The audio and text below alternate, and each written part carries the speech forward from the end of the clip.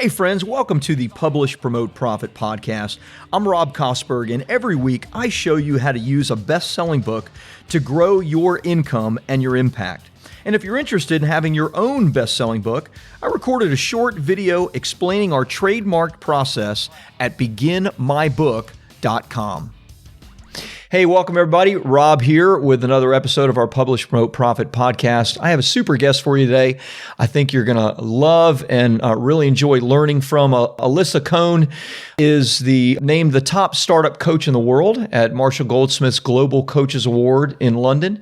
She's been coaching startup founders to grow into world-class CEOs for nearly 20 years. She, of course, is a best-selling author of From Startup to Grown Up. We'll talk a little bit about Alisa's book as well. She's a guest lecturer at Harvard, Cornell, Henley Business School, the Naval War College. She's been in Harvard Business Review, Forbes, Inc., Bloomberg TV, and now finally the Publish, Promote, Profit podcast. So Alisa, super glad to have you on today. Looking forward to chatting with you.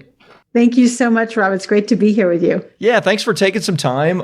You know, I'm not sure what percentage of our listeners are people that are in startups, but maybe let's start by defining what that means. And I know that you coach larger organizations as well and different kinds of organizations. So tell me what you would define as a startup and how that looks. And then talk to me in general about like your expertise and how you help companies, whether they be startups or not. Well, a startup is really the kind of company which is founded by an entrepreneur or two co-founders with a big vision in mind. And they often relate to, getting investment. So getting venture capital, which means that they have a certain amount of expectation around scale. So I work with companies who are either in that startup mode with 20, 50, maybe even 70 employees, as well as those in the scale up mode, which are like 100 and 500 employees who are really creating the structure to build the product or service as they go. So I think that's kind of what also really defines a startup, is that there's a lot of structure that's kind of getting built just in time. And then the way I help is exactly because it's a lot of just in time. You've got a first-time founder very often who's never done this before, never even worked in a company before. So they don't always have the leadership skills that they need to scale the growth of the company. And they also hire people, and they should over time, who are more experienced than they are and who have more expertise than they do. So how do you manage those kinds of people? Those are some of the topics that I deal with in leadership coaching in startups. Love it. Love it. And of course, your book, which certainly sounds like it's focused on this exact topic. There it is, From Startup to Grown Up. Yeah. Within your book, do you lay out like a framework? Maybe you could describe that a little bit. Like, what does the framework or the steps look like as you enter an organization for the first time, looking at maybe where its weaknesses and strengths are, et cetera? Yeah. So my book is from Startup to Grown Up. And for me, I wanted it to be like you were getting coached by me. So to your point, it kind of lays out the way I think about something. So the way I first think about something, I said this on the Tim Ferriss Show, as what's going on around here, right? I kind of first want to just understand what is happening and how do I sort of make an entry point? So there are things always happening. And the frameworks I lay out in the book are in 3 dimensions: managing you, managing them, and managing the business. Okay. So you are the first person you lead every single day. The first person you lead every day is the one who wakes up in your pajamas. Right? I like it. And then there's a lot to do about that, and a lot to think about managing your own psychology, as well as managing your emotions, and then also having the right self-awareness so you can be the right leader. So then for what? Well, you're leading them. All those people around you, the employees, your co-founder. And so you've got to learn the tools of leadership and management. And that includes having difficult conversations and giving feedback and coaching, delegating, knowing when to zoom in and when to zoom out. Also, I'm a big proponent of giving positive feedback because that's the most motivational tool there is for people. And so you start managing all those people, but in service of what? The business, right? So what does the business require? Where are we going? How are you measuring how we're doing? How are you running meetings? So that's all of those. That's the umbrella under which I talk about really coaching in context of starting up. That is an enormous amount of stuff. Yeah, sorry if I went too much. Well, I mean, as you were describing it, I mean, any one of those categories could have its own coach, right? I mean, we're talking about self-improvement stuff and managing self. You're talking about leadership skills, building corporate culture, et cetera. And then, of course, all that goes into like the scaling of the company and all the elements of that, the marketing, the business, that sort of thing. So maybe like give me some clarification around biggest mistakes and like the things that maybe are the biggest blind spots that you see, so that somebody listening can go, oh, we got that exact problem at our place, and kind of, start matching up that, hey, it's not supposed to be that way. Yeah, well, this is true for all leaders, and certainly it's true for entrepreneurs. A big blind spot is that you don't always realize that your suggestions are orders. Your whispers are orders. Right. Your brainstorm is orders, right? So like people are listening to you from the guise of, oh, someone told me to do that. I'll tell you a funny story that's in my book. I worked with this CEO in Texas, and they did the Christmas party, the holiday party down the street. Great. So she said to somebody offhand, oh, that was so convenient. If it were any more convenient, it would have to be in the parking lot. That ha ha ha ha ha ha. Life goes on. In August of the following year, someone said, do you want a tent for the Christmas party? And she said, what are you talking about? She said, you said you wanted our Christmas party in the parking lot.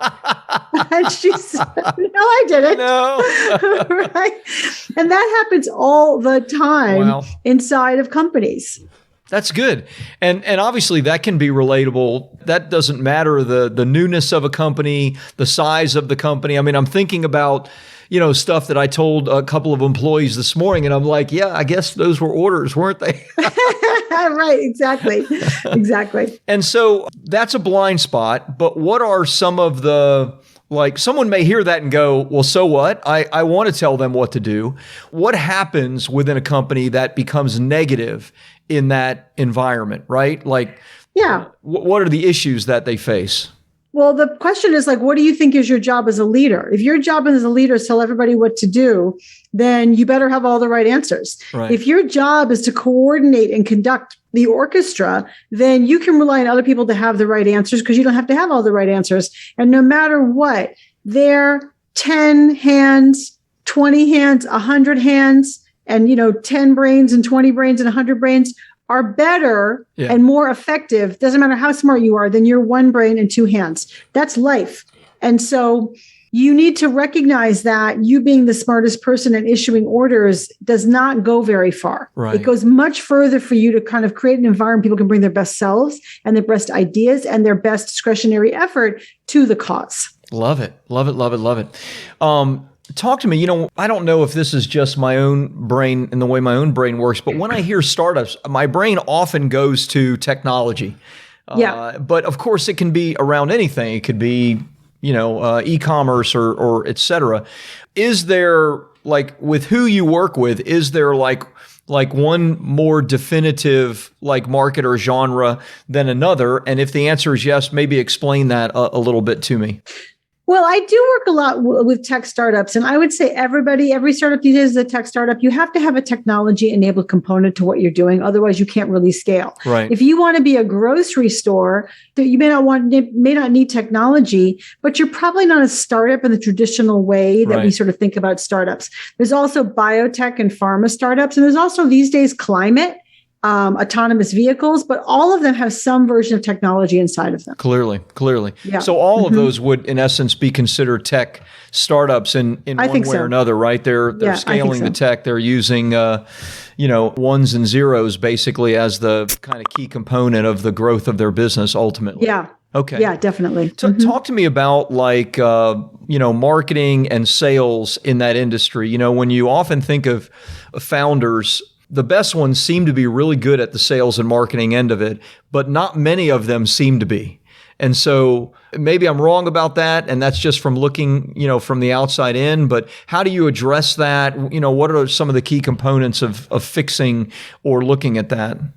Well, I think that, founders are naturally attuned to either technology or to the product itself. They may not be so attuned to marketing. By the way, some founders are really attuned to sales, as in being with customers, but again, not really to marketing. Yeah. So I think that's where you have to usually hire in expertise. I think the mistake founders make is to think it's not important and building a brand is not important and getting the marketing message out is not important. And of course, it is very important. It's important in terms of customers finding you, but also even valuation of the company. Yeah. Buzzy companies are more highly valued. Yeah. And is this an element that you help with or that you guide in? I mean, I've seen, having coached for 20 years and been inside of a lot of startups, I know the playbook and I know that it's important, but it's not my area of expertise. Gotcha. So my expertise would be to say, I think you need to hire a marketing person. Right. Let's find the right person so you as a leader can guide and direct and put the right seat on the bus, so to speak. Right. Okay, right. Good. So give me an idea of, some of the things that you've seen. I love the story, by the way. So if you want to tell more horror stories, I love to listen to those. But, turnaround stories where you saw, okay, here were some real issues that we faced, and here were some things that we did, and this is what came out on the other end. Well, there's a CEO I worked with who his team was near mutiny. And when I got there, that's bad. And by the way, sometimes I come into a mess, right? They're not like, oh, I'm going to hire a coach because I'm so enlightened. They're like, I'm going to hire a coach because I got a problem. Yeah. So the problem was the team was kind of near mutiny. And so what I did was I, sort of asked around, I do 360 feedback to find out what's going on around here, right? Back to that, what's going on around here. So what's going on is that the CEO is smart and capable and cares a lot and, wants the company to be successful. And what's also going on is the CEO, when you come to ask him a question, makes you feel stupid and also wonders why you're not doing it right, but isn't always clear on what he wants you to do. So he didn't realize that. Self-awareness, coming back to self-awareness, he didn't realize that. So I helped him think about how to engage with his people in order to support them in finding their own answers rather than just giving the answer. Yeah. How did I supported him in asking questions that make people feel good and confident and not stupid. And I helped him think about the clarity with which he needed to delegate tasks and set goals. And within a year and a half, the company had massive growth. And then they ultimately sold the company for a really good outcome. So I'm very proud of that because I know that my intervention was helpful in that. Nice. It's interesting. You can have somebody that is really kind and does really care, but it seems like there's this huge disconnect between that and the way they're communicating with their team. Is that something that you see a lot? And especially in tech, you kind of think of the people that maybe aren't as skilled socially. I know that's not always the case, and that's a stereotype. But oftentimes, is that something that you see and needs to be addressed? I think it's all leaders. If you run a business, if you founded the business is kind of your baby, no one's doing it good enough for you. Also, you're working harder than anybody else. And I think also fundamentally, you're in a hurry. So you're kind of always constantly pushing people to go faster, faster, faster. And it is an intense environment. I think that a startup environment is like an intense work experience and you have to kind of make peace with that. And it can have a difficult effect on everybody. Gotcha. Mm-hmm. Love it. Let me change gears a little. I want to hear more about your business, how you grow your business. We'll get into the book and the use of the book in just a minute. You've obviously done a really good job, not just in delivering results for your clients, but also in building, a really nice kind of celebrity thought leader foundation for yourself, with everywhere you've spoken and all that you've done. So talk to me about how you market your business, how you grow your business and what that looks like. Well, first of all, I really make an effort, right? So what that looks like is it doesn't just happen to anyone. It's like I make an effort. So obviously the most important thing to me is get great results from my clients and then they refer me to others. So that's one piece of the business itself. Yep. And then I realized that to be well known and have a bigger impact so that my platform could touch more people and have a bigger impact, I would have to do things like writing and speaking. So the first you start just doing that for free and on your blog, and then you can leverage all of that into more paid speaking, And then, like from my blog to writing for Forbes and writing for Harvard Business Review and writing for Inc. And, that gives me a bigger platform, a bigger stage, and then more opportunities come to me, but also I have the impact to touch more lives. Love it. I totally agree with that. I mean, I teach regularly that there is a hierarchy of desire. And whether we like it or not, those that are looked at as celebrities in their field, thought leaders, experts in particular, are going to command the highest prices and are going to be the most attractive. If you need to have brain surgery, you don't want to go to the person that just barely got out of school and no one has ever heard of. I mean, you want to go to the gal that wrote the book or the guy that is speaking on stage for that particular thing. And that's true not just for brain surgery, but for everything. So I love that part of it. Just because this is interesting to me, writing for Forbes, writing for Harvard Business Review, how did you do that? You said, you start writing for your blog and then I'm writing for Harvard Business Review and Forbes. Yeah. That's a big gap right there. Yeah, I'm going to tell you. I'm going to tell you exactly how I did it. First of all, I started writing. And so long ago, I had one client. I had a very big client. I had client concentration in one area. And I loved it until a new person came in. And suddenly I was not so happy there anymore and things were not so good. Right. And I'd go on long runs and I'd be mad. How come it was that way? And by the time I ended my run, I had one insight. Number one, actually two insights. Number one, you got to diversify your business. Number two, the way to do that is get the word out and write your newsletter. Yeah. So I created my newsletter, my monthly newsletter.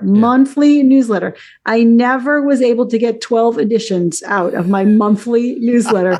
Nonetheless, I got some of it out, right? You don't have to be perfect. So I got that out. So I had kind of a background of writing. And then I was at a dinner and I met the publisher of Worth magazine. And when I talked a little bit and I sort of screwed my courage up and I said, I'd love to write for you. Well, as it happens, they were looking for voices from women's leadership. So he said, great. And then he sent me to his more junior person to work it out. How many times did I have to follow up? 3 times I had to follow up. And then we finally had a conversation. And then because I had written my monthly newsletter, not so monthly, I had clips to show them. Nice. And so they were happy to have me do that. And now I had my monthly newsletter and my Worth. And using those clips, I got my way into Forbes. And using those clips, I got my way into Inc. And then after all that, I was able to write for HBR because I was already a known quantity. Yeah. So I say it to everybody because you don't have to be perfect, but you do have to put one foot in front of the other and be consistent. You have to follow up with people because we're always like, oh, they don't want to talk to me. Maybe they want to talk to you, maybe they don't. Or maybe they just email overwhelmed like you probably are too. Yeah. So I think it's really important to keep following up and have the ability to be persistent and consistent in the activities that you do. Love it. Alisa, that's a masterclass right there. I appreciate that. Like, you don't have to be perfect. All the things that you outlined, and this didn't happen overnight. It sounds like it happened over a number of years of work, which is great. But, it's I write for Forbes, and so I do some, even though that's really not like my thing is to do the writing. My thing more is to help other people get PR and media, for my clients, the authors, et cetera. I know it is no small feat to do those things. It takes a lot of work, and, you get to enjoy the thought leadership, the benefit of all of that, because you've done that groundwork. So congrats on that. Very, very cool. Thank you. It's good. Thank you. Let's talk about the book a little bit and specifically how the book integrates with your business and what you do.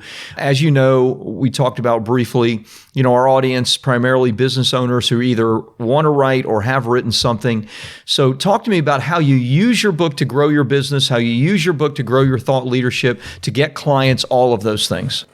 Yeah. So first of all, I wanted to write a book I was proud of. That was goal number one. So I'm very happy that I'm proud of my book From Startup to Grown Up, and I've gotten a lot of good feedback about it. So that's very validating. Yes. The second thing is the way I use it is actually like this. We would not be talking unless I had a book. Exactly. Right? I would not have been on the Tim Ferriss Show unless I had a book. True. I would not have been featured in First Round Capital and First Round Review if I had not had a book. Yeah. So it gives people a context to feature you, invite you onto podcasts, and kind of be able to write about you. Also, it gives you ideas to write about. Also, people want you to speak in speaking engagements on your book or have something to give other people. So for all those reasons, a book is a really important plank in your platform. Yeah. And then once people read it, they're like, oh, you're so interesting, you're so smart, go Alisa. And so then they reach out to you because they want the person, to your point earlier, who wrote the book. Yeah. Literally, I've had people say, I know that you wrote the book on startup leadership. And I'm like, yes, I did. Ta-da. I love it. That's the book. Yeah. Yes. I love it. So that's how I use it. And any cool stories around something that may have happened, like you got a speaking gig because of your book and it led to a new client, or anything like that comes to mind? It's always kind of inspiring to hear that kind of stuff. Well, I would say it starts and ends with the Tim Ferriss Show. Yeah. I'm sure that you and your listeners are familiar with the Tim Ferriss Show. It's gigantic. Yeah, millions and millions of listeners. And when he was kind enough and gracious enough to have me on his show, first of all, my Amazon ranking, I mean, you don't even know, like shot up, right? I was sort of like languishing in the 85,000th of, Amazon. And by this journey, I was in the 2,000th of Amazon, and I was a number one bestseller for multiple days in entrepreneurship. So that was massive. Yes. And so what came out of that? Many, many people who wanted me to do offsites for them, wanted me to, coach them, of course. They listened and they just introduced me to other people. I would just also say it gave me extra moxie to also reach out to other people. Yeah. Some people who also were on the Tim Ferriss Show and I connected. So that's one massive story, right? But from the back of that, other people heard me and had me on their podcast. And I can't count the number of inroads I've had. I literally can't count the number of the amount of business and the number of just people who know more about me that came out of that experience. Love it. And we'll continue to. So yeah, probably. Yeah. Especially now I'm on this podcast, Rob. Yeah, absolutely. Yeah.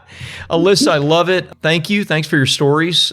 Explaining what you've done with your book and how you've used it, explaining the whole process, bumps and all of, becoming a writer for Forbes and Inc. and Harvard Business Review, et cetera. Really, really valuable. Where can we send people to learn a little bit more about you, maybe potentially work with you or have you speak, et cetera?